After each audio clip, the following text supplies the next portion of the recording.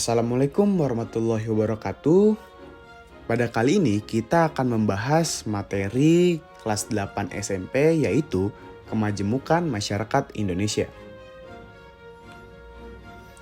Yang pertama-tama sebelum kita memasuki materi, tujuan pembelajaran kita terdapat 4, yaitu mendeskripsikan keragaman bentuk muka bumi terhadap keragaman aktivitas ekonomi masyarakat, mendeskripsikan keragaman dalam kehidupan sosial masyarakat Indonesia.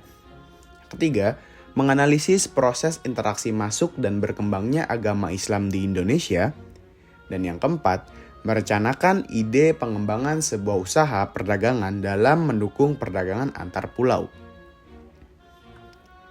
Di sini kita terdapat 3 pokok bahasan utama, yaitu keragaman aktivitas ekonomi masyarakat, mobilitas sosial, dan interaksi budaya pada masa kerajaan Islam. Selanjutnya kita akan masuk ke topik pertama, yaitu keragaman aktivitas ekonomi masyarakat. Bagaimana proses geografis mempengaruhi aktivitas ekonomi? Tentunya yang pertama ialah karena pengaruh cuaca dan iklim bagi kehidupan. Biasanya pada bulan Oktober sampai dengan November, terdapat peningkatan curah hujan akibat La Nina. Hal ini hampir terjadi di seluruh wilayah Indonesia kecuali Sumatera. Peningkatan curah hujan sangat berdampak pada bencana alam seperti banjir, tanah longsor, dan sebagainya. Fenomena tersebut merupakan salah satu contoh dari pengaruh cuaca dan iklim yang terjadi di dalam kehidupan. La Nina adalah suatu fenomena iklim global yang ditandai dengan pendinginan suhu permukaan laut di Samudra Pasifik, tropis bagian tengah dan timur, yang lebih dingin dari kondisi normalnya. Lalu yang kedua, faktornya dikarenakan bentuk muka bumi di Indonesia. Bentuk muka bumi tersebut mengalami proses perubahan yang berangsur-angsur selama adanya pergerakan. Perubahan tersebut dipengaruhi oleh tenaga eksogen dan tenaga endogen. Tenaga endogen berasal dari dalam perut bumi sehingga mengakibatkan pergerakan kulit bumi. Tenaga eksogen berasal dari luar bumi, yang mana artinya tenaga yang berasal dari atas permukaan bumi seperti kegiatan manusia yang membentuk permukaan bumi. Lalu yang ketiga ialah dikarenakan aktivitas ekonomi. Aktivitas kegiatan ekonomi masyarakat saat ini dipengaruhi oleh kegiatan masyarakat masa lalu. Kegiatan masyarakat Indonesia tidak lepas dari lingkungan tempat tinggal mereka. Komoditas ekonomi yang dihasilkan dari aktivitas ekonomi masyarakat tersebut sangat bermacam-macam. Contohnya, di daerah dataran rendah, komoditas dapat dihasilkan dari perindustrian seperti baju, sepatu, makanan, atau minuman kemasan, dan lain sebagainya. Lalu, bagaimana pemanfaatan lingkungan sekitar dalam pemenuhan kebutuhan ekonomi? Pemanfaatan lingkungan sekitar adalah suatu bentuk kegiatan untuk menggunakan, mengambil, dan mengelola bahan atau potensi yang ada di lingkungan sekitar. Pemanfaatan ini dapat berupa barang mentah, barang setengah jadi, atau barang jadi. Pemanfaatan lingkungan sekitar untuk bidang jasa dapat dilihat pemanfaatan lingkungan sebagai tempat wisata, baik wisata edukasi, wisata religi, maupun rekreasi semata.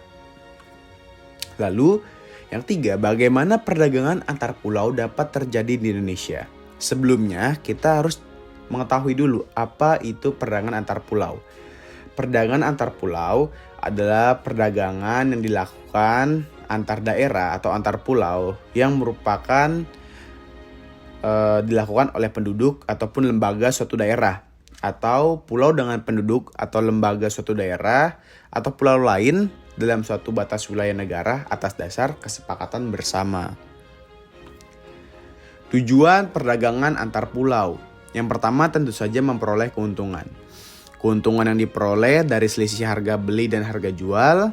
Jika barang diproduksi sendiri, maka keuntungan diperoleh dari selisih antara harga jual dan biaya produksi. Lalu yang kedua tentu saja untuk memperluas jangkauan. Perdagangan sampai keluar daerah atau luar pulau dapat memperluas jangkauan pasar. Jangkauan pasar dimaksud adalah konsumen yang mengkonsumsi barang tersebut semakin banyak dan tersebar di berbagai daerah. Lalu selanjutnya kita masuk ke pokok bahasan kedua, yaitu mobilitas sosial.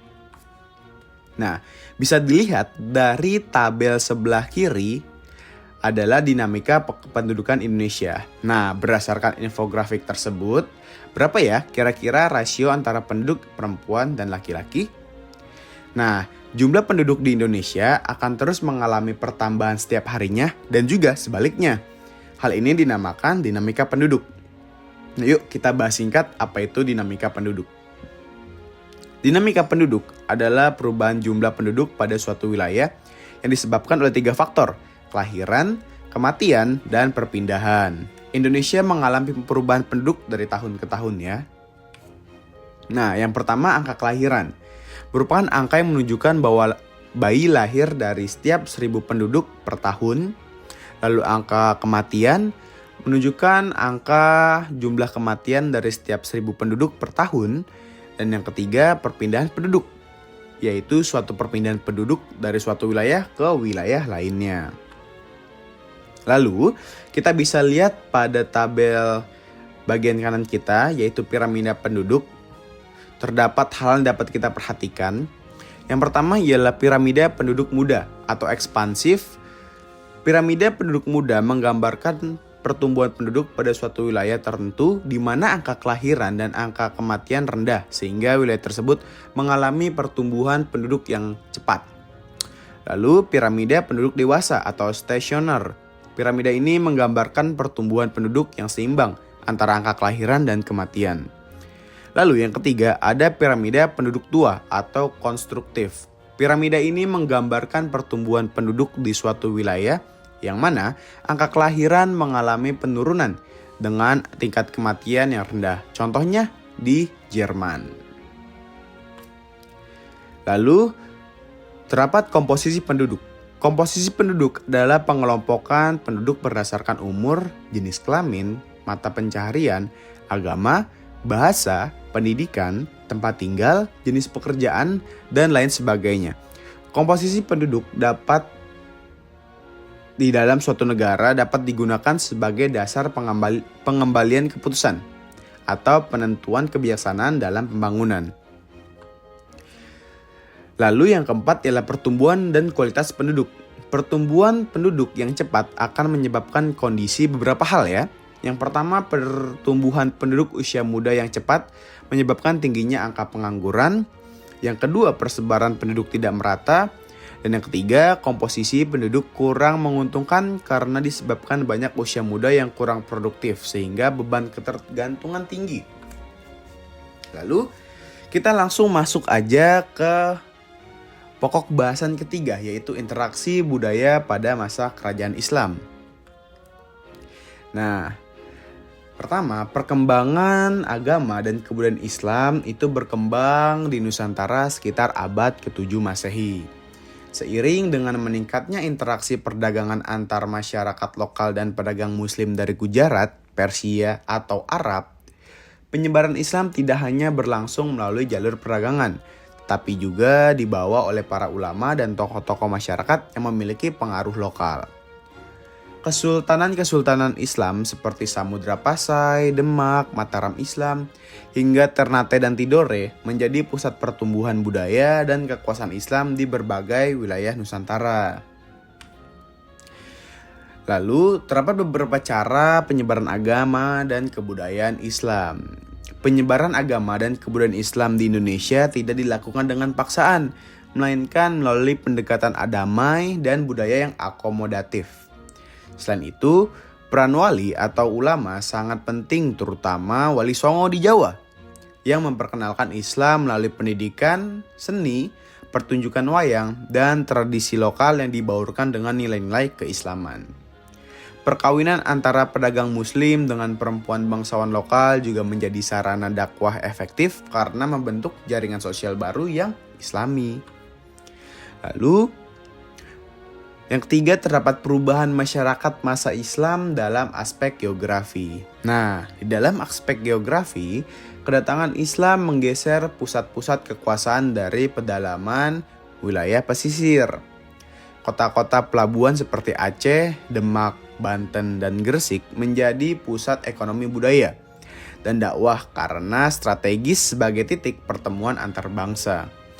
Islam juga berkembang subur di kawasan pesisir karena terbuka terhadap interaksi dengan dunia luar, khususnya dunia Islam internasional. Lalu yang keempat juga terdapat perubahan masyarakat Islam di dalam bidang ekonomi. Islam memberikan warna baru dalam kehidupan ekonomi masyarakat Nusantara. Sistem ekonomi berbasis perdagangan mengalami peningkatan pesat, terutama di wilayah pesisir yang menjadi jalur perdagangan internasional. Islam juga mendorong penggunaan sistem mata uang logam seperti dirham dan dinar yang menggantikan sistem barter yang sebelumnya umum. Lalu yang kelima, perubahan masyarakat Islam dalam bidang sosial dan pendidikan. Pesantren menjadi lembaga pendidikan yang tidak hanya mengajarkan agama, tetapi juga ilmu sosial, bahasa Arab, dan sastra.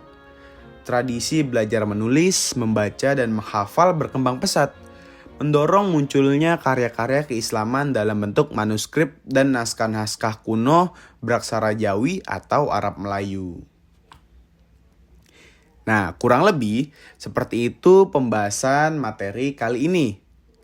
Sekian dari kelompok saya. Saya Said Ali Mughafar dan Muhammad Fauzan Azima izin undur diri. Terima kasih.